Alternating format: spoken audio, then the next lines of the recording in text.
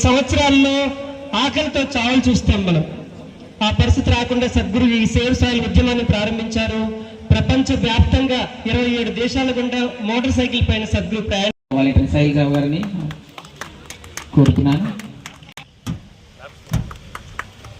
Thank you sir for your valuable time.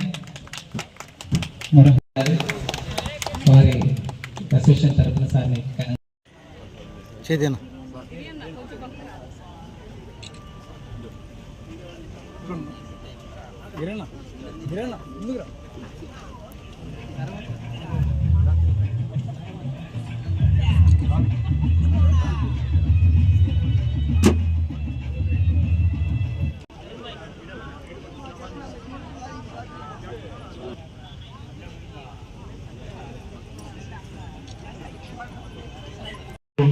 ఈ భారతదేశంలో ఎవరు ఉండరు.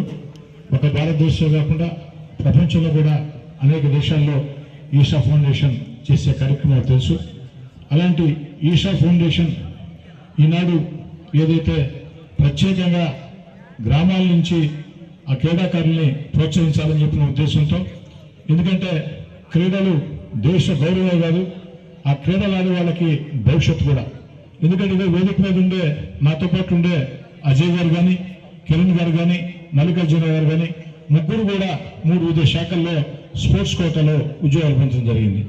ఇక శ్రీనివాస్ రెడ్డి గారు సిఐ గారు అయితే మీకు అందరూ కూడా తెలుసు, వారి పోలీస్ విధులు ఎంత ముఖ్యమో, అదేవిధంగా స్పోర్ట్స్ మీద, ముఖ్యంగా వాలీబాల్ మీద వారికి ప్రత్యేకమైన శ్రద్ధ.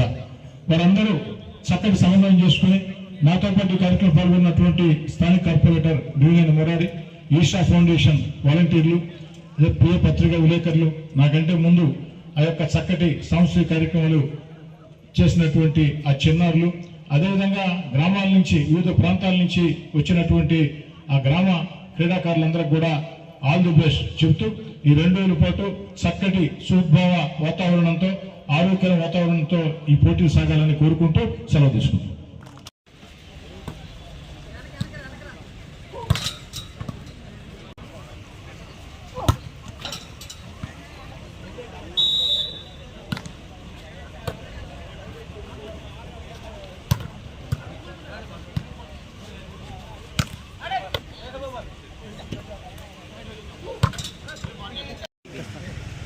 నమస్కారం. ఈషా ఫౌండేషన్ గురించి దాదాపు ప్రపంచవ్యాప్తంగా చాలామందికి తెలుసు. దీన్ని సద్గురు స్థాపించారు. అంతర్జాతీయంగా ఎటువంటి లాభాపేక్ష లేకుండా సుమారు 80 లక్షల మంది వాలంటీర్లతో ఈషా ఫౌండేషన్ ఎన్నో కార్యక్రమాలు నిర్వహిస్తుంది.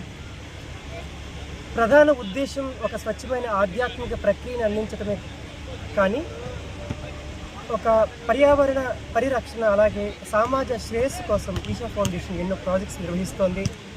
అందులో ఒకటి గ్రామాల పునరుద్ధరణ.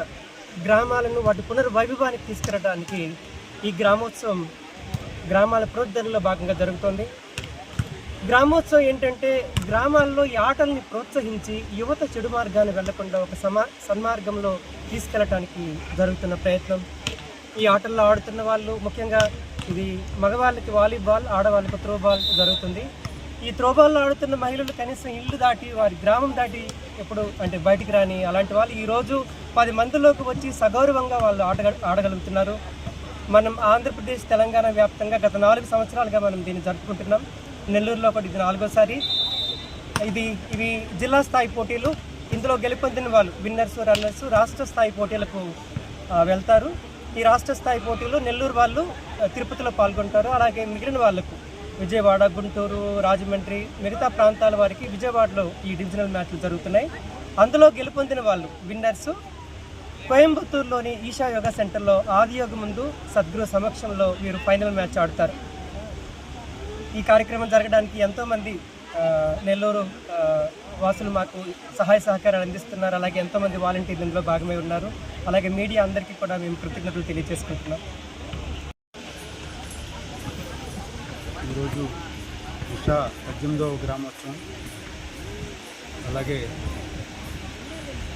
వాలీబాల్ పురుషులకి, అట్లాగే మహిళలకి త్రోబాల్ 2 రోజులు కూడా పోటీలు జిల్లా స్థాయిలో నిర్వహించబడుతుంది.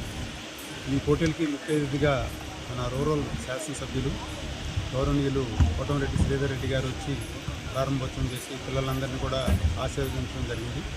అలాగే మన జిల్లాలో ఉన్నటువంటి అంతర్జాతీయ క్రీడాకారులైనటువంటి కిరణ్ కుమార్ రెడ్డి గారు, అట్లాగే అజయ్ కుమార్ రెడ్డి గారు, అట్లాగే మల్లికార్జున్ గారు అందరూ కూడా వచ్చి పిల్లలకి అందరికీ కూడా ఒక మెసేజ్ ఇచ్చి ఒక ఇన్స్పిరేషన్గా వాళ్ళని కూడా పిలవటం జరిగింది.